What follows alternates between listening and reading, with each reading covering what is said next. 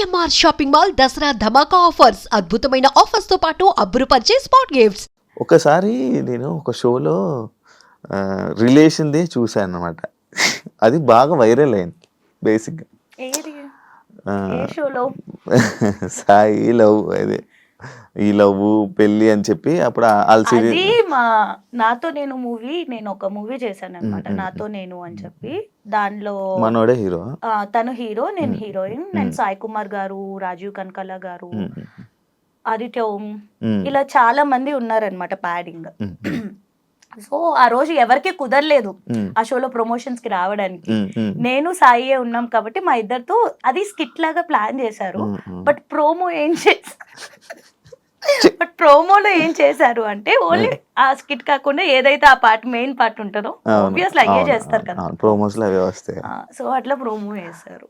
కానీ బాగా వైరల్ అయింది కదా. అడిగారా చాలా చాలా మంది అనుకున్నారు మీరు రిలేషన్ నిజంగా రిలేషన్ అని అనుకున్నారు? పెళ్ళైపోయింది అనుకో చాలా మంది అనుకున్నారు, బట్ అవ్వలేదు. ఇప్పుడు రిలేషన్ లో లేవా?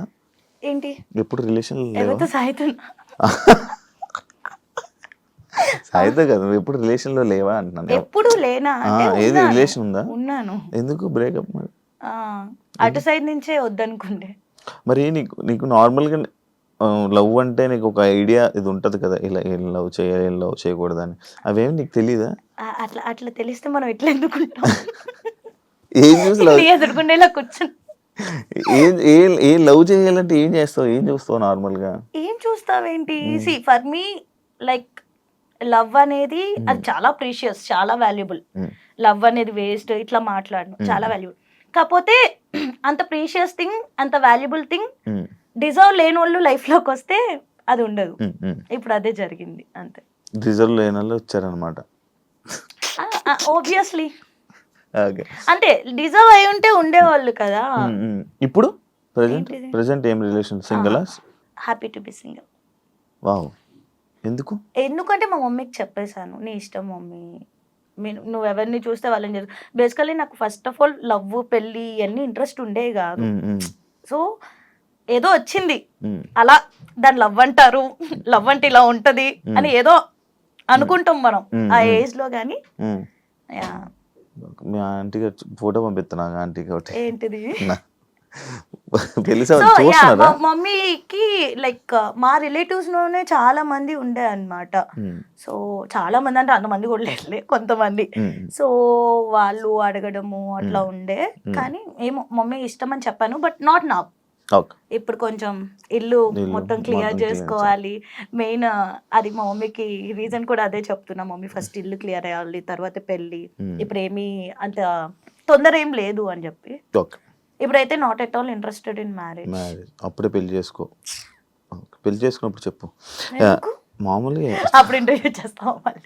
ఇండస్ట్రీలో ఇప్పుడైనా ఎలాంటివైనా ఫేస్ చేసావా? కమిట్మెంట్ లాంటివి అలాంటివి ఏమన్నా నీకు ఇబ్బందులు ఎదురయ్యా? అంటే ఫేస్ చేశానా అంటే డైరెక్ట్గా ఎప్పుడు ఫేస్ చేయలే. ఫోన్ కాల్స్లో ఫస్ట్ నేను వెళ్ళి నెరేషన్ వినడం. సో డైరెక్టర్ ఎదురుగుండా ఉన్నప్పుడు, ప్రొడ్యూసర్ ఎదురుగున్నప్పుడు నెరేషన్ వినేదాన్ని. ఇంటికి వచ్చాక కాల్స్ వచ్చాయి అనమాట. అగ్రిమెంట్ కి ముందు కరెక్ట్గా రేపు అగ్రిమెంట్ అన్నప్పుడు ఈ రోజు నైట్ నాకు కాల్ వచ్చేది.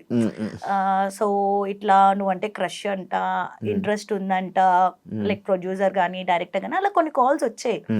ఐ వాజ్ లైక్ ఫస్ట్ లో అయితే డైరెక్ట్ గా ఒకసారి అడిగే ఎవరో డైరెక్ట్ ఇలా కూర్చుని మాట్లాడను.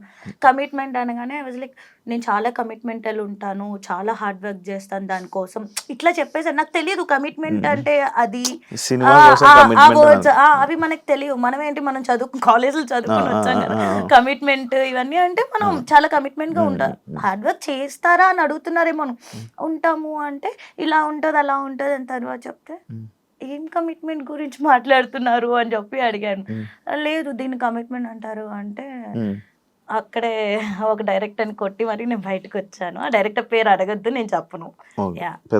పెద్ద కాదు. ఇప్పుడు నువ్వు సినిమాలకి ఛాన్సులు రావాలంటే ఎవరినైనా డైరెక్టర్ ఆఫర్లు అడుగుతావా? అడగను. అడగకపోతే ఆఫర్స్ రావు కదా ఇండస్ట్రీ. ఎలా చెప్తావు నువ్వు? నార్మల్ సినిమాలన్నీ నాకు ఎలా కాల్స్ వచ్చాయి, నేను అడగలేదు. ఆఫర్స్ వస్తాయి. ఆటోమేటిక్. అంటే ర్యాండమ్ గా చూస్తారు కదా. ఇప్పుడు అలా అయితే నేను ఇంకా రిలీజ్ కాని మూవీస్ చూసి కూడా అంటే డబ్బింగ్ థియేటర్స్ కి కొంతమంది డైరెక్టర్స్ వస్తారు, లేకపోతే ఏదన్నా ఫ్రెండ్స్ ఆఫ్ ఫ్రెండ్స్ ఉంటారు, వాళ్ళు చూపించుకుంటారు కదా క్లిప్స్. అరే ఈ అమ్మాయి బాగుంది అని నాకు ఆఫర్స్ వచ్చినాయి కూడా ఉన్నాయి. ఓకే. కాకపోతే ఎన్ని కంటిన్యూగా నేను టీవీ షోస్ చేస్తుండే, సీరియల్స్ అవును, చేస్తుండే, అవును, మూవీస్ movies చేస్తుండే, వెబ్ సిరీస్ చేస్తుండే, బట్ కరెక్ట్ బ్రేక్ అయితే రాలేదు. అవును, ఎందుకు? తెలియదు. నువ్వు స్టోరీ వినవా నార్మల్ గా? వింటాను. మరి ఇప్పుడు ఏం చూసి ఇప్పుడు నేను ఒక యాక్సెప్ట్ చేస్తావు? స్టోరీ చెప్తాను, నీకు నచ్చుతుంది, నువ్వు ఓకే చెప్తావు. స్టోరీ చెప్పడం బాగా చెప్తారు, బట్ తీసాక ఎలా ఉంటది అక్కడ 24 క్రాఫ్ట్స్ ఉంటాయి.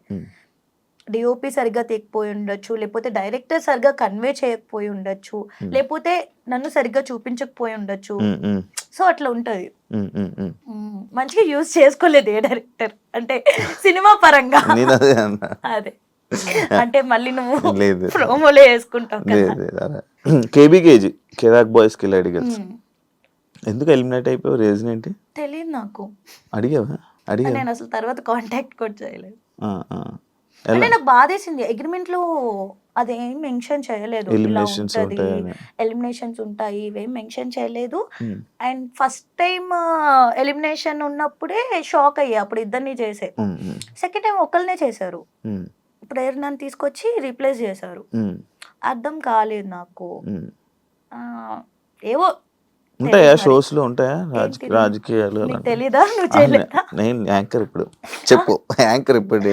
నార్మల్ గా నువ్వు కూడా సేమ్ ఛానల్స్ లో చేసావు కానీ నీకు తెలియదా ఏముంటాయి? నార్మల్ కాదు, ఆశ సేమ్ అన్నట్టు ఏ ఏమో ఛానల్స్ తెలీదు, అంటే ఉంటాయా అంటే మనకు తెలీదు. జబర్దస్త్ కానీ అండ్ శ్రీదేవి డ్రామా కంపెనీలో కొన్ని రాజకీయాల వల్ల కొంతమంది వల్ల నువ్వు మళ్ళీ నీకు కొన్ని ఆఫర్లు దూరం అయ్యాయని అంటే యాక్సెప్ట్ చేస్తావా?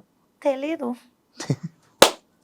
నిజంగా తెలీదు. అంటే చేస్తావా అంటే ఎవరైనా ఏమైనా చెప్తే నేను విన్నది అడుగుతున్నా.